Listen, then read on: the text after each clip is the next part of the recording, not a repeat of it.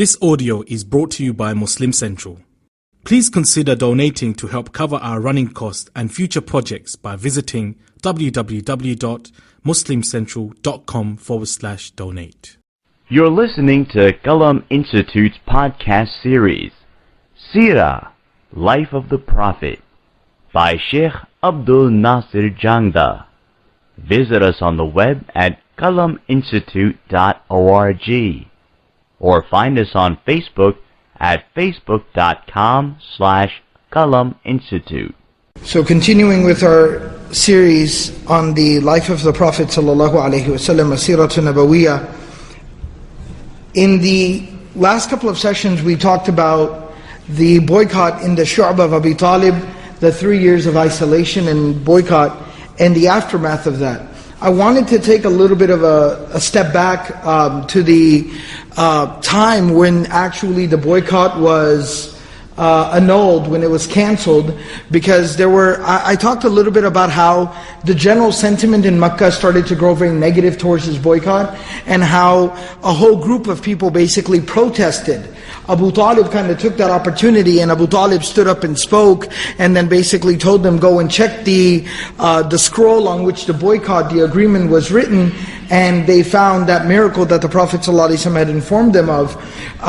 But I had talked a little bit about, very vaguely, I had spoken about how a group of people from Makkah, the Makkans themselves, started to protest against this, and I wanted to kind of elaborate on that a little bit more, because that's going to work into the theme of the next few events that we're going to talk about here from the Seerah, the life of the Prophet ﷺ.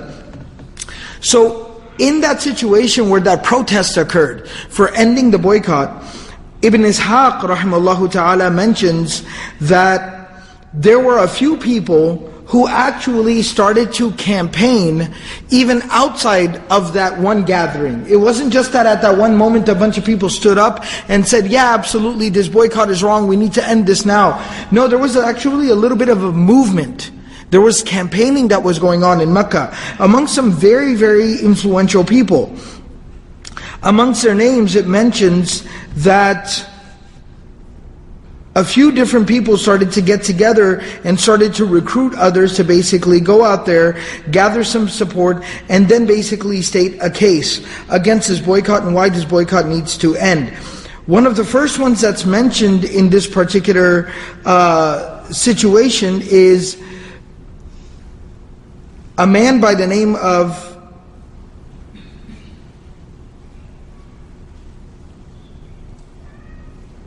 I need to actually just find, there's a lot of different names here, but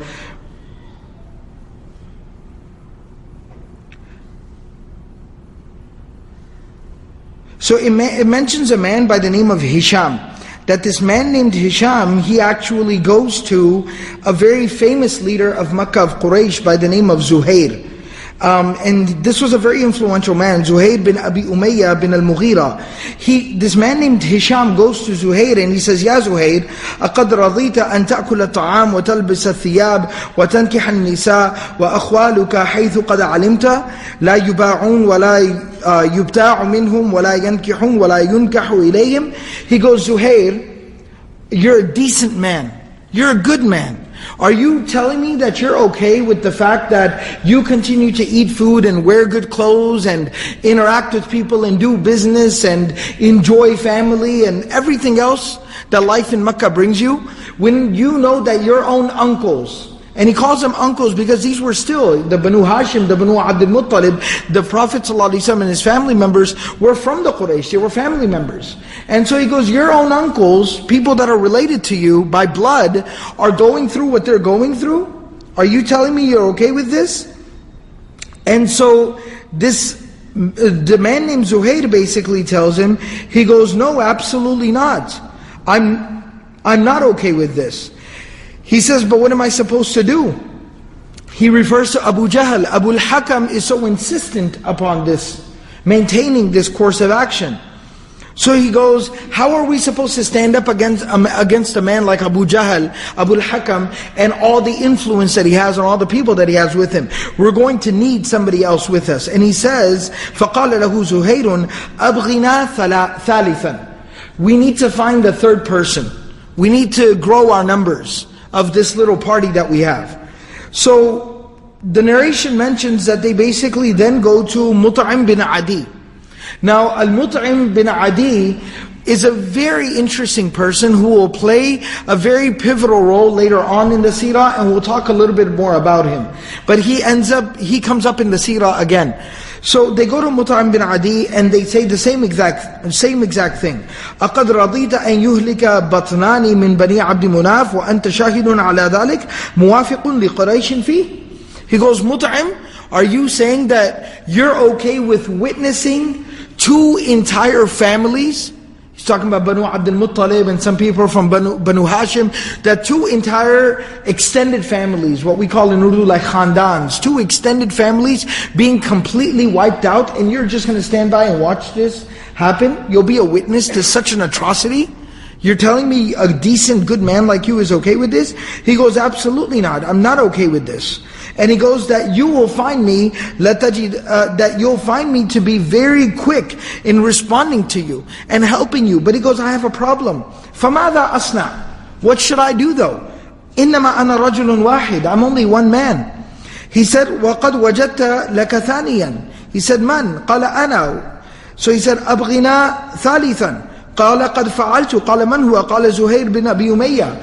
So Mut'im says, I need a second person to stand with me in this cause. He goes, you have a second person, that's me. He goes, well, we need to find a third. He goes, I've already arranged. He goes, who? He goes, Zuhair. So he goes, we got 3 very influential people now. He says, but we still need to go and find a 4th person to stand with us. So they go to Abu al-Bakhtari. Abu al-Bakhtari is the man that I mentioned in narration who was sneaking stuff into Khadija radiallahu anha. He was taking things to Khadija radiallahu anha, and he was supporting basically the smuggling of goods into, the boycott and the valley at that time. So they go to him knowing that he had a soft spot and he wasn't okay with this situation. They have the same conversation. He says, I'm with you. He goes, but we need a 5th person. So they go to Zam'a bin al-Aswad, who is the father of Sauda. Sauda radiallahu anha, who would later on be the 2nd wife of the Prophet ﷺ. After the passing of Khadija, the Prophet ﷺ would marry her. Her father, who was also a very good, decent man, they go to him, Zam'a, and they say the same thing. فَكَلَّمَهُ وَذَكَرَ لَهُ قَرَابَتَهُمْ وَحَقَّهُمْ. He talked to him like, look, we're related to these people. How can we treat people like this? What's wrong with us today? And he joins them as well. So then they basically decide that we need to gather together in the evening at night. And we need to basically make a show, we may need to make a stand, we need to put a little protest together. So they go there to the haram. Zuhair is the one who's decided to speak on behalf of the group. He does tawaf, and when finishing tawaf, then basically he addresses the people of Makkah, and that's basically where the whole protest happens. Abu Talib comes at that time. Abu Talib sees the situation, he speaks out as well. Then the Prophet ﷺ had told Abu Talib about the scroll being eaten away at by the bugs, and then he points that out, and then at that time, the whole boycott basically ends. But I wanted to add some of the details that you actually see people who did not accept Islam. People who just were not Muslim at that time, but these were people who wouldn't even go on to accept Islam. Not only were these people not Muslim at that particular time, they went on to not accept Islam. But you find these people not only voicing their support, well, you could say that, okay, if a huge tragedy is occurring, an atrocity like this, and they're witnessing it, and they're kind of put on the spot, then of course they'll say, yeah, this is bad, we shouldn't do this. But that's not the case here. These people are campaigning. They're petitioning one another. They're putting a group together. They're putting a protest and a petition together. Why? To alleviate the suffering of the Muslims of that time. And so it's a very interesting observation from the life, from the seerah of the Prophet ﷺ. Now when we basically move on further into the aftermath of these events, we talked a little bit about it last week, how the Prophet ﷺ had to basically try to kind of settle back into the environment that was present at that time. But we also find something else very interesting. One of the incidents that I mentioned earlier in our discussion on the Seerah, and that was when the Prophet of Allah sallallahu alaihi wasallam recited Surah An-Najm in the Haram, near the Kaaba. And when he reached the final verse, the final ayah, فَاسْجُدُوا لِلَّهِ وَاعْبُدُوا, prostrate before Allah and worship only Him, then I talked about how all the people that were there present in the Haram, Muslim, non-Muslim alike, everybody fell into sujood with the Prophet ﷺ. And that sent a rumor like wildfire over to even Abyssinia, East Africa. And the rumor, you know how rumors are, by the time it reached there, the rumor basically was all of Makkah has become Muslim. And many of them came returning back. Some of the historians, some of the scholars of Seerah say that that return of many of the people from Abyssinia actually took place at this time now, after the boycott was over. So there is some contention amongst the scholars of Seerah that this return from Abyssinia actually occurred after the exit from the boycott, the 3 years of boycott. So if we place it here particularly, then there's a couple of more very interesting things that occur at this time. So a good group of people, a decent number of them, actually returns back from Abyssinia, arrives back in Makkah, only to find the situation, and I mentioned previously that they actually stopped a little bit outside of Makkah, and then they basically realized what the truth of the matter was, and many of them head straight back from there. Some of them came back into Makkah. Those who came back into Makkah were now dealt with the harsh reality of things being as dangerous as ever in Makkah for a believer. That the opposition, the Quraysh, was more fierce and more violent than ever before. So now they were dealing with these very difficult circumstances. So we again find here a very interesting trend.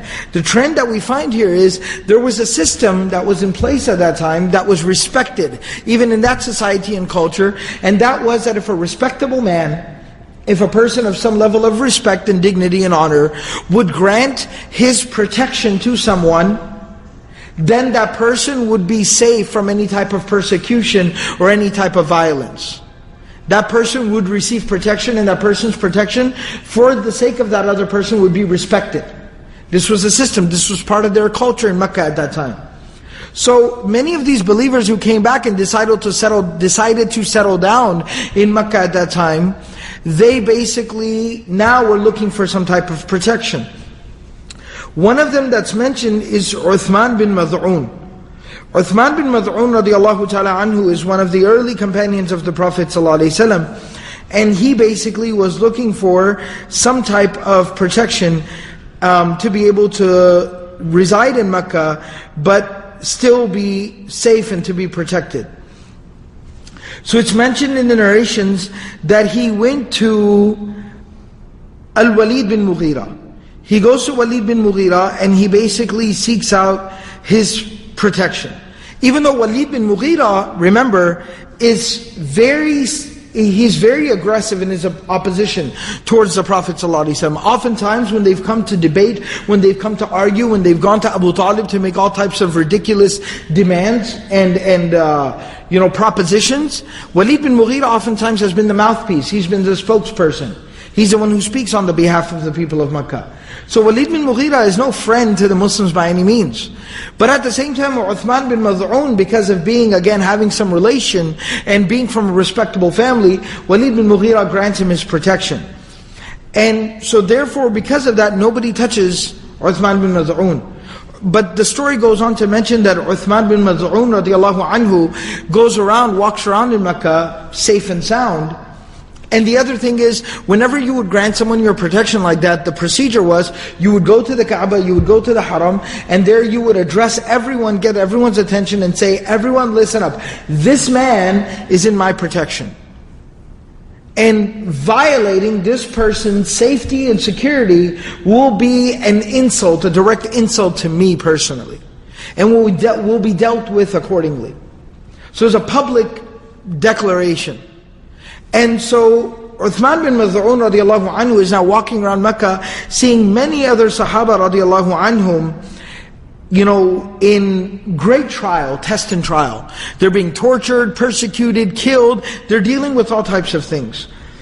Uthman bin Mazhun radiallahu ta'ala anhu says to himself at that time, Wallahi inna ghuduwi wa rawahi aminan fi jiwari rajul min ahli shirk.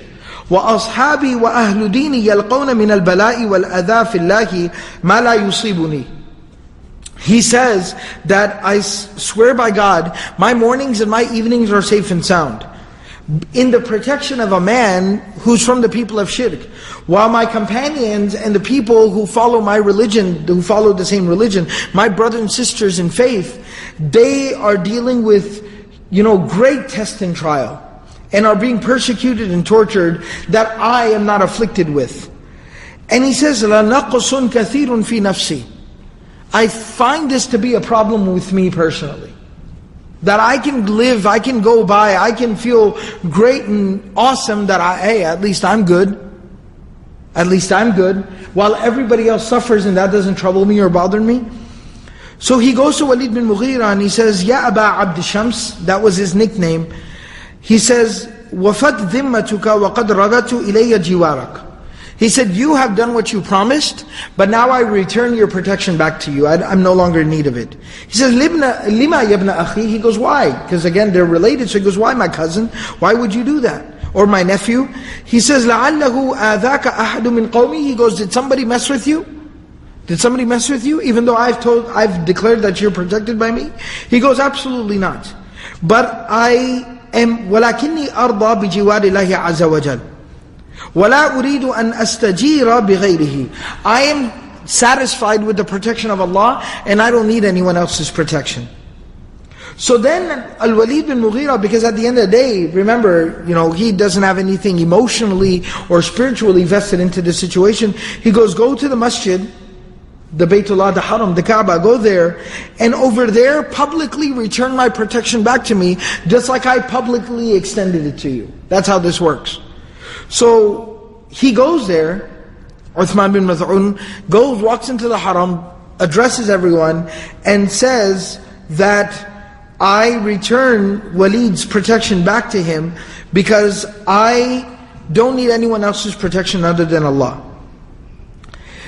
At this point in time, Labid bin Rabi'a is sitting there. Labid was a poet, a great poet of that time. He's sitting there, and when he hears Uthman bin Mazhun take such a huge step, he says, Labid says, أَلَا كُلُّ شَيْءٍ مَا خَلَى اللَّهُ بَاطِلُ. He goes, look at this man. Everything other than Allah, everything aside Allah is false. Allah is the only truth. And then he goes on to say, so Uthman says, Sadaqt, you've spoken the truth. So we see that Uthman bin Mazhun, even through this courageous act, inspiring other people. But then Labid goes on to say, وَكُلُّ نَعِيمٍ لَا مَحَالَةَ زَائِلُ. He goes, and every blessing will end one day. So there Uthman bin Mazhun radiallahu anhu corrects him. He goes, كَذَبْتَ نَعِيمُ الْجَنَّةِ لَا يَزُولُ. He goes, no, you've made a mistake now, because the blessings of paradise will never end. So Labid, he's a great poet, he's insulted by this. He goes, Ya ma'ashara Quraysh, Wallahi ma kana yu'addi jalisukum, ma kana yu'dha jalisukum, famata hadatha hadha fikum. He goes that this companion of yours, talking about himself in the third person, because he's a poet, right? So he's got a little bit of arrogance, he's a celebrity. So he goes, this esteemed companion of yours, talking about himself, has never been insulted in this way before. What has happened to you people that a celebrity like me can come here and is corrected and insulted here today?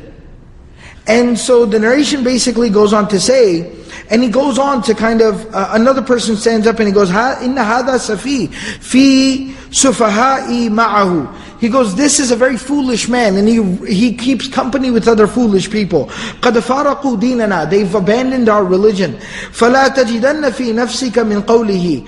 He goes that, don't mind anything this man has to say. Uthman bin Mazhun retorts, he responds, and he goes, what did I say wrong? And he kind of answers back, until the thing becomes kind of heated. So another man basically stands up and strikes Uthman bin Mazhun on the face. So much so that he damages his eye.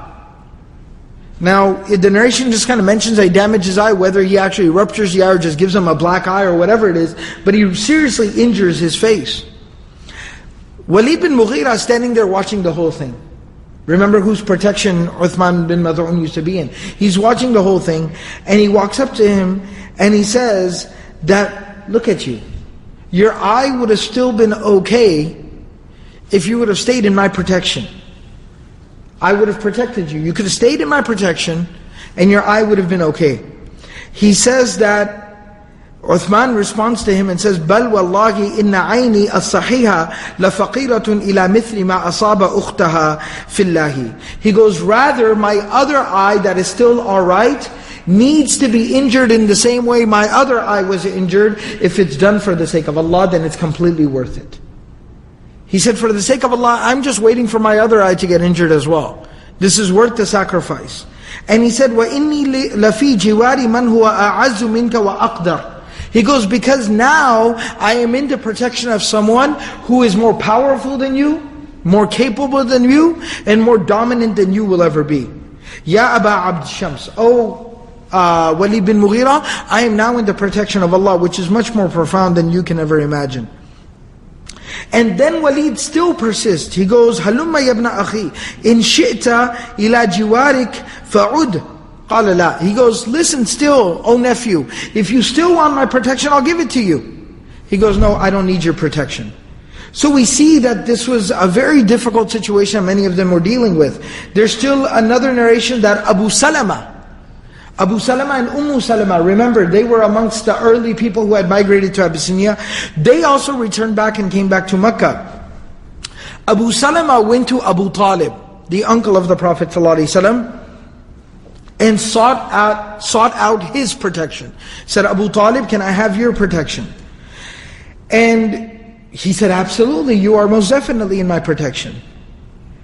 And when somebody found out, when some of the people from Banu Makhzum, who are the people that Abu Salama belonged to, when they found out that Abu Talib had granted him his protection, they came to Abu Talib and they said, Ya Abu Talib, هذا منعت منا ابن أخيك محمدا فما لك ولصاحبنا تمنعه منا. He goes, look Abu Talib, you have protected and stopped us from laying a hand on your nephew Muhammad. That's understandable. He's your blood, he's your people. So you've protected him and haven't allowed us to lay a hand on him. We understand that. We can rationalize that. But what's the deal with you granting protection to somebody who belongs to our family, one of our people? Let us deal with him the way we need to deal with him. He abandoned our religion. He ran away from here. He's been a fugitive. Now he's come back. Let us deal with him. This ain't none of your business. This doesn't concern you.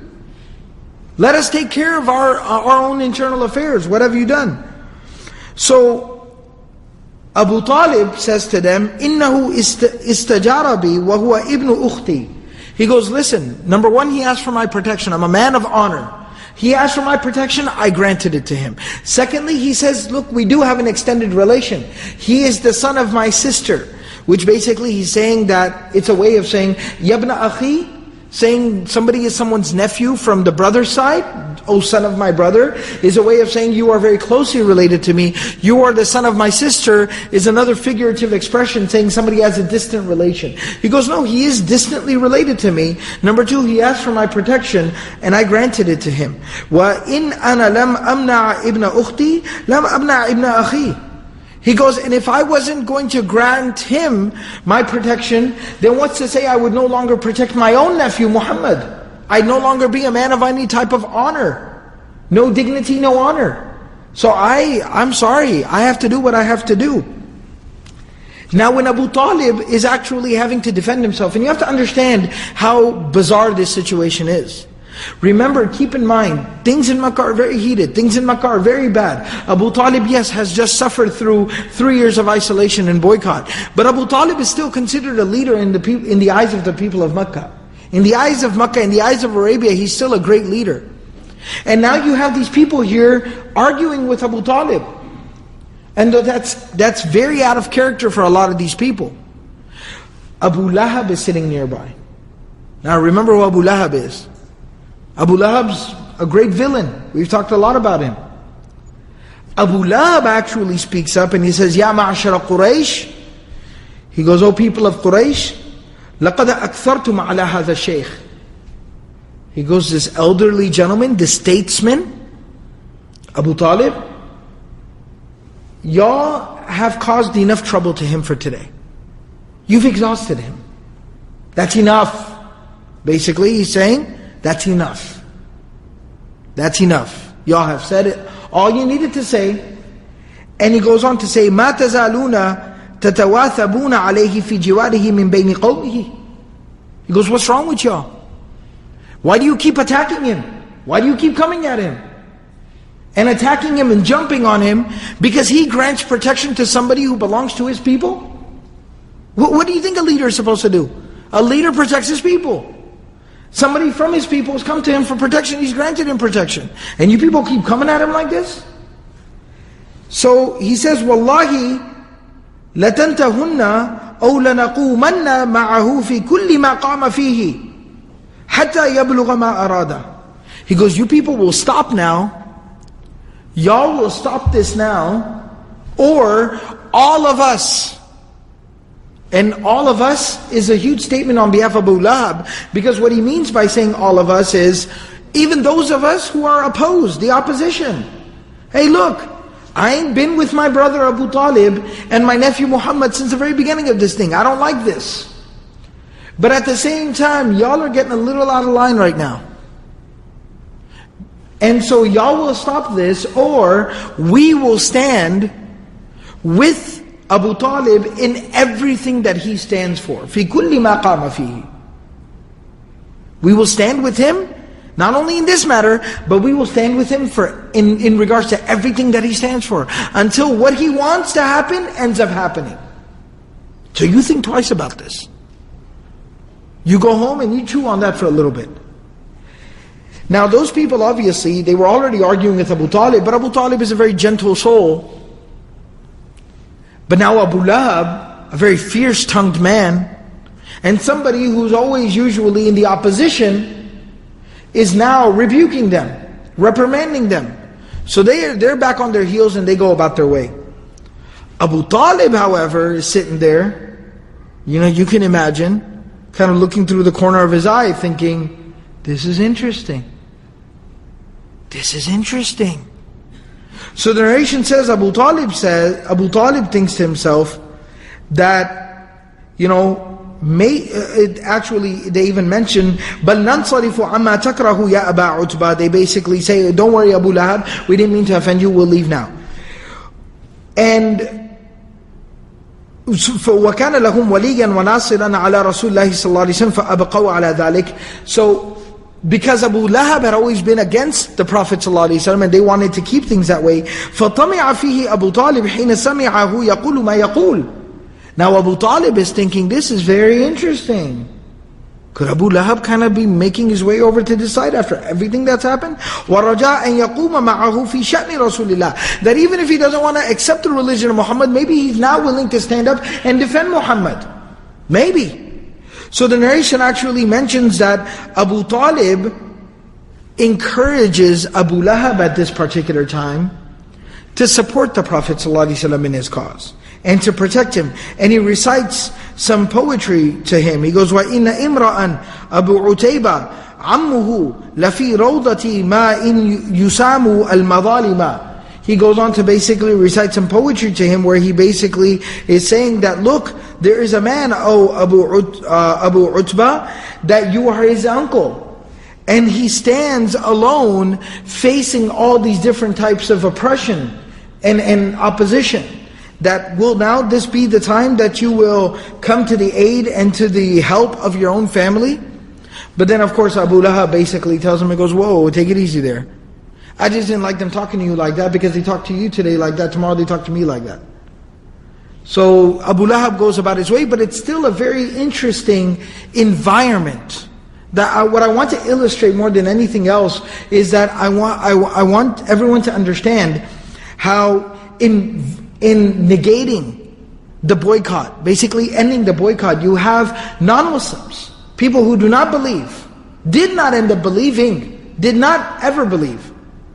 You have them petitioning and campaigning to end the boycott. You have non-Muslims, people who did not end up ever believing, They didn't take their shahada, didn't accept Islam till the end of their life. You have them granting protection to believers because of what's going on in Makkah and willing to grant them protection. The last incident that I want to mention here that is also very interesting in this regard is, at this point in time, after the boycott ended, so you have to kind of understand what's happened in Makkah so far.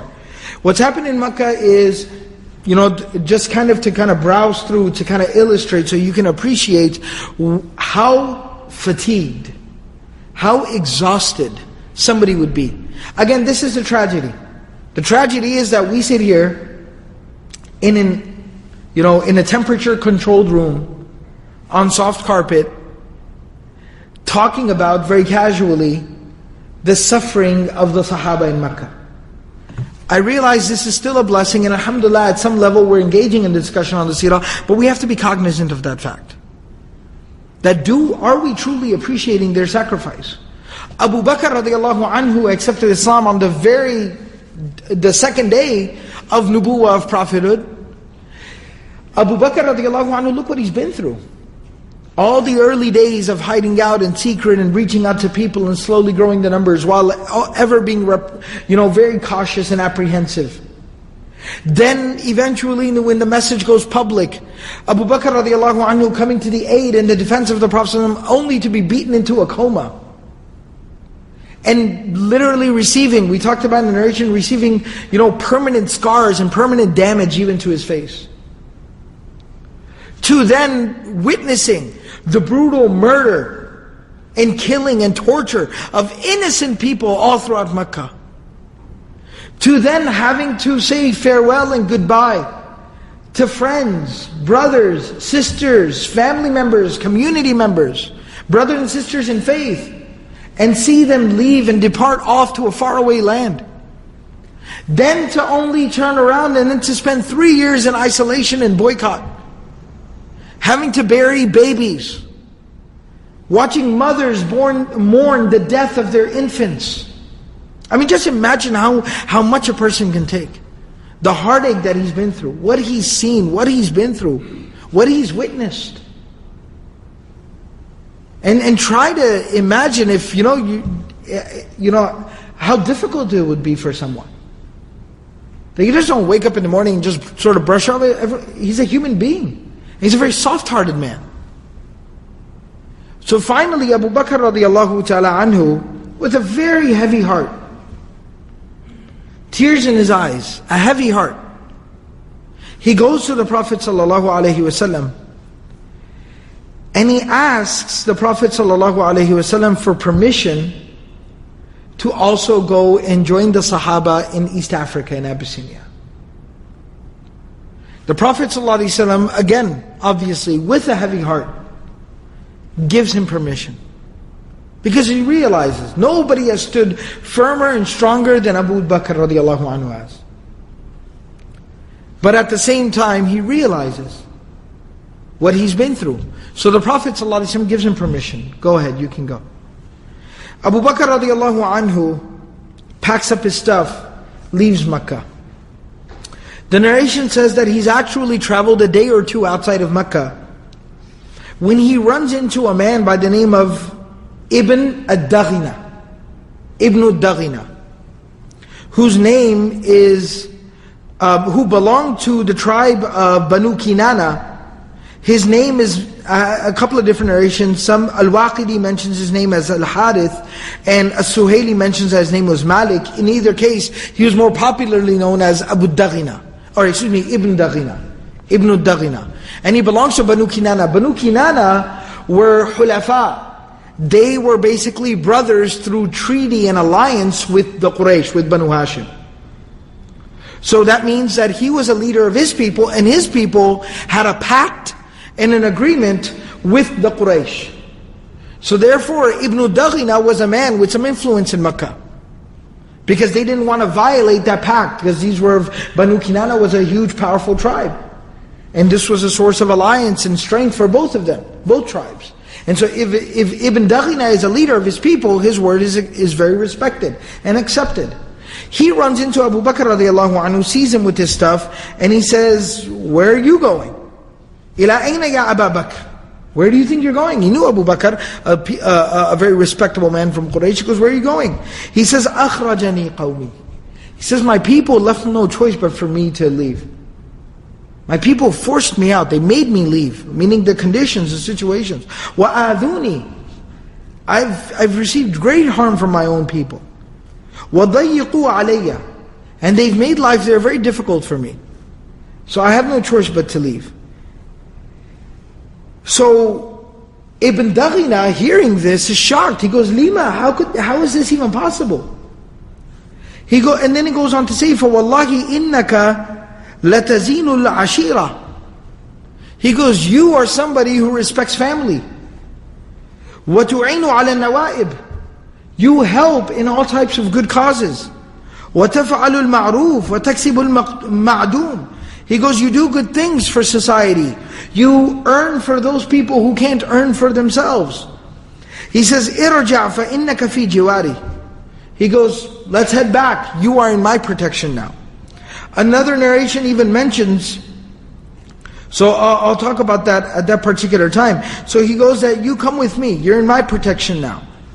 And one thing that's very interesting here as an observation is what Ibn Daghina says to Abu Bakr radiallahu anhu about Abu Bakr is very similar to what Khadija radiallahu anha said to the Prophet ﷺ when the Prophet ﷺ told her about receiving revelation and being very overwhelmed by this and being worried about how people would receive this and whether people would just, even tolerate this or not.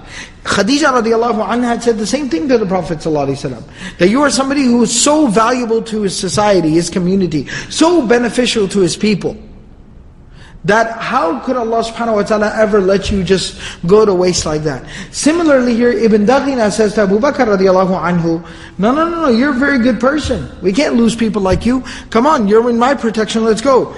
So they come back to Makkah. Ibn Daghina enters into the haram, takes Abu Bakr radiallahu anhu, takes him by the hand, and takes him into the haram. And then actually addresses the people. And he says to them, Inna Abu Bakr la yakhruju mithlahu wa la yukhraj.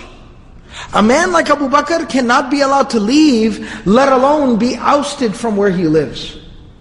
A man of the caliber and the character of Abu Bakr, a man who is such a source of benefit for his community, should never be allowed to leave. He's an asset to his community, let alone be ousted by his own people. Then he says to them, he reprimands the people of the leaders of Quraysh. He goes, أَتَخْرُجُونَ رَجُلًا يَكْسِبُ الْمَعْدُومِ. Are you telling me that you guys are kicking out from your city, from your community, a man who will go and earn on behalf of people who don't have anything? وَيَصِلُ الرَّحِمِ. He respects family. وَيَحْمِلُ الْكَلِّ. He carries and lifts those people who can't lift themselves. وَيَقْرِ الضَّيْفِ. He honors and dignifies his guest. وَيُعِينُ عَلَى نَوَائِبِ الْحَقِّ. And he helps in the cause and the aid of truth. So then he announces to the people of Makkah that from this day forth, he says, Ya ma'ashara Quraysh, inni qad ajartu ibn Abi Quhafa. I have granted my protection to the son of Abu Quhafa, Abu Bakr. فَلَا يَعْرِضْ لَهُ أَحَدٌ إِلَّا بِخَيْرٍ. Nobody should approach Abu Bakr unless they have good intentions. Nobody's to approach Abu Bakr with any type of bad intentions. فَكُفُّوا عَنْهُ. Everybody hands off when it comes to Abu Bakr. Nobody lay a finger on Abu Bakr. Now, the narration goes on to say that Abu Bakr radiallahu anhu goes back home, settles back in. He's very relieved. Because deep down inside, he didn't want to leave Makkah. For no other reason than Muhammadur Rasulullah sallallahu alaihi wasallam is in Makkah. And we know from the life of Abu Bakr radiallahu anhu, nothing was dearer to him than the Prophet sallallahu alaihi wasallam. The Prophet sallallahu alaihi wasallam says, think about Rasulullah sallallahu alaihi wasallam saying about a man, I have paid everybody back, but I can never pay Abu Bakr back for what he did for me. Allah will have to pay him back on my behalf. Think about Muhammadur Rasulullah saying that about a man. Think about the quality and the caliber. Think about the khair of a person about whom the Prophet ﷺ says that if I was not the Khalil of Allah, if I wasn't best friends with Allah, then I would have most definitely, without a doubt, لَاتَّخَذْتُ أَبَا بَكْرٍ خَلِيلًا, I would have taken Abu Bakr to be my very best friend. Think about that man, what that means. So Abu Bakr radiallahu anhu deep down inside wanted to be able to stay in Makkah, and he's just kind of looking for an excuse. So now that Abu Bakr radiallahu anhu comes back and settles back in, he goes to his home, and Abu Bakr radiallahu anhu was a very devout person. So we hear about the activism of Abu Bakr radiallahu anhu, the social services of Abu Bakr radiallahu anhu through the testimony of Ibn Daghina. But Abu Bakr radiallahu anhu is the ultimate role model because he balances his social and community activism and social services along with spirituality and prayer and worship and ibadah and dhikr and tilawah. So Abu Bakr radiallahu anhu had a daily ritual that not only just in the night, particularly during the night, but even throughout the day, he had times of the day, times of the night where he would pray. He would make salah and he would recite the Qur'an within his salah. And it's said about Abu Bakr radiallahu anhu that كان رجلا أرق or كان رجلا رقا, that or riqqan, he was a man who was very soft-hearted. He was a very, very soft-hearted man. And so when he would recite the Qur'an, when he would pray, he not only himself would cry, but he would recite the Qur'an in such a way, he would make dua in such a way in the night, that it would make somebody else cry. Just witnessing it, just listening to it. And Abu Bakr radiallahu anhu used to like to pray right outside of his home, kind of like on the porch. On the porch of his home, he used to like to pray out there, just to be able to be outdoors and just experience the weather and just kind of enjoy his prayer. And it said that what ended up happening was men, and especially women and children, would kind of gather around whenever he would start to pray and would listen, and they would cry. The leaders of Quraysh started to see this, and they were troubled by this, they were bothered by this. And he said, this is a huge problem, what are we going to do about this? He's gonna, put all types of ideas. He's gonna have an effect on our women and children. So, but they know at the same time they can't really lay a finger on Abu Bakr radiallahu anhu anymore because of Ibn Daghina. So they go to Ibn Daghina and they say that, did you give him your protection to be able to cause harm to us? Did you give him your protection to be able to cause harm to us? He says, what is he doing? You say, oh, he prays and he worships and he does all this stuff and he's causing a huge problem for us. Our women and children are all, and are weak-minded, are all gravitating towards him. So Ibn Daghina goes to Abu Bakr radiallahu anhu and he says, Ya Aba Bakr, inni lam ujirka li tu'zi qawmak wa qad karihu makanaka alladhi anta bihi وَتَأَذَّوْا بِذَلِكَ مِنْكَ فَادْخُلْ بَيْتَكَ وَاصْنَعْ فِيهِ مَا أَحْبَبْتَ. He goes, Abu Bakr, I didn't give you my protection so that you would go and cause all types of harm to people, and you would, make trouble for them, and now they come to me complaining to me. He goes, why don't you just go into your home, and you can do whatever it is that you want to do inside of your home. So there are two narrations. One narration actually says that Abu Bakr radiallahu anhu, one narration basically ends right there and Abu Bakr gives him the response. One narration says that Abu Bakr radiallahu anhu actually does go inside of his home, or one narration actually mentions that he builds a little bit of an extension to his home. Almost like a musalla, his own personal musalla, a place to pray. He constructs a little bit of an extension to his home and he prays in there. And the people still gather up outside of there. And they go back to Ibn Daghina and they complain again. And Ibn Daghina comes to Abu Bakr radiallahu anhu and says, you got to stop this, you got to put an end to this. Abu Bakr radiallahu anhu finally says to him, he says, well, instead of me putting an end to what I'm doing, how about أَرُدُّ عَلَيْكَ جِوَارَكَ وَأَرْضَى بِجِوَارِ اللَّهِ. I've caused you a lot of trouble, I appreciate your help, but I return your protection back to you. I'm sufficient and satisfied and happy with the protection of Allah alone. So he says, فَرْدُدَ عَلَيَّ جِوَارِي. He goes, رَدَتُهُ عَلَيْكَ. He says, okay, then return my protection back to me. He goes, I returned it to you. And Ibn Daghina basically stands up amongst the people And he says, Ya ma'ashara Quraysh, inna ibn Abi Quhafa qad radda alayya jiwari fasha'nukum bi sahibikum. He says that the son of Abu Quhafa has returned my protection back to me. So therefore, you do with him whatever it is that you want to do with him. It's between y'all and it's between him now. I no longer play any type of a role in this. And that basically is what ended up happening in that situation. So this is a little bit of, some of the events that followed after the Prophet of Allah ﷺ and the Sahaba, the believers, had come out of the boycott in the valley. And these are some of the incidents that's happened at that time. But one of the key things that I wanted to illustrate is that the Muslims conducted themselves. They carried themselves. They remained, in spite of being oppressed, tortured, embattled, in spite of all of that, they continued to be such a source of good and khair and benefit, that their benefit was undeniable in their own community, to the extent that people who did not believe in Allah, did not accept Islam, did not like the Prophet ﷺ's mission and message, still felt obligated to support these people and protect these people and help these people. And that really is a testament to the akhlaq and the character, the teachings of the Prophet ﷺ, and also to how firmly the Sahaba held on to and how they practiced the character, the akhlaq of the Prophet ﷺ, and how they implemented what the Prophet ﷺ taught them, and they were a source of benefit to their own community and society. One that didn't agree with them, one that didn't even like them, one that was violent and aggressive towards them, that at the end of the day they would still grant their support to them, and they would stand against, taking things too far against these people. And that really goes to show you something. That really tells you a lot.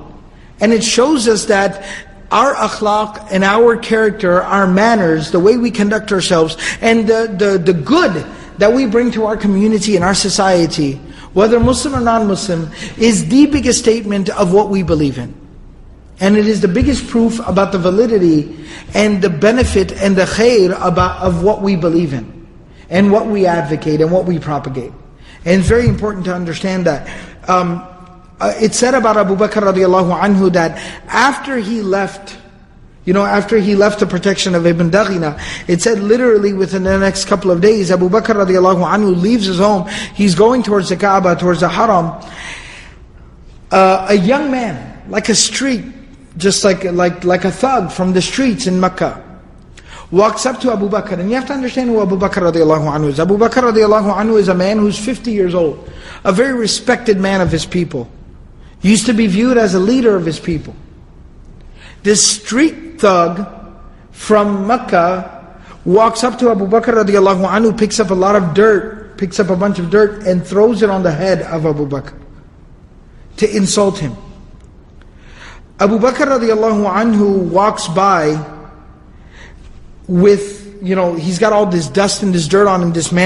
This boy walks up, and this young man throws all this dirt on Abu Bakr radiallahu anhu's face and head. And he keeps on walking, he doesn't say anything to this young man. Walid bin Mughira and Aas bin Wa'il are sitting there watching this. Abu Bakr radiallahu anhu turns to them and he goes, أَلَا تَرَى مَا يَصْنَعُ هَذَا السَّفِيهِ أَلَا تَرَى مَا يَصْنَعُ هَذَا السَّفِيهِ. He goes, do you see what this foolish young man does? How he disrespects his elders? And they respond back by saying, أَنْتَ فَعَلْتَ ذَلِكَ بِنَفْسِكَ يَا أَبَا بَكْرٍ. They said, no, this young man didn't do anything to you. You've done this to yourself, Abu Bakr. You've put yourself in this situation. You've done this to yourself. Abu Bakr radiallahu anhu says to himself, he just kind of says at that time, he says, أي ربي ما أحلمك أي ربي ما أحلمك أي ربي ما أحلمك. He says, my Lord, how patient and forbearing are you with your slaves? My Lord, how patient and forbearing are you? My Lord, how patient and forbearing are you? Meaning that these people disrespect me. Somebody disrespects me, and these people who are leaders, my peers, say that I deserve this disrespect, and it's so enraging to me. I can't believe what I'm hearing. I can't stand what these people say and what they think. But my Lord, my Master, You're the one who created these people. You sustain these people. You provide for these people. And they disrespect you. They refuse to believe in you. How patient and forbearing you must be, Ya Rabb. I marvel at that. And I remind myself by means of that, to just, ignore these people. Be patient with these people. And let you deal with these people. So we find that two things. Number one, like I mentioned previously, we learn from the Prophet ﷺ and the Sahaba radiallahu anhum that their character and their benefit to their people was so undeniable that even those who disagreed with them could not deny the fact that these people were of benefit to their communities. Number two, we see that through the most difficult of situations and circumstances, the way that the Sahaba, a great man like Abu Bakr radiallahu anhu, the way that he stayed patient and stuck to his values was by turning to Allah subhanahu wa ta'ala, by reflecting on the greatness of Allah, by reflecting on how merciful and patient Allah is with His slaves. And by reminding himself of that, he's able to himself find some patience, some comfort and solace in that fact. We should all take this into account and reflect on this as well. Let's try to be a source of benefit to our communities. That's the greatest form of our dawah. And number two, when we are still faced, when we are still dealt with, negativity and aggression and opposition and hostility, then in those situations, again, we don't resort. We don't abandon our values. We don't lower ourselves to those people's level. We don't resort ourselves to those types of tactics. Rather, what we do in that situation is that we turn to Allah. We find patience, comfort, solace, tranquility with Allah subhanahu wa ta'ala, and reflect on the greatness of Allah. If I feel disrespected, imagine Allah, who created these people who say such vile things about Allah, who disrespect Allah, who disbelieve in Allah, refuse to believe in Allah, and He still feeds them. He still feeds them. He still protects them. He still takes care of them. Think about how patient Allah subhanahu wa ta'ala is. And try to find some patience, some comfort, some forbearance, and some solace in that regard. May Allah subhanahu wa ta'ala give us all the ability to practice everything that's been said and heard. Subhanallahi wa bihamdihi, subhanakallahum wa bihamdik, nashhadu wa la ilaha illa anta, nastaghfiruka wa natubu ilayk.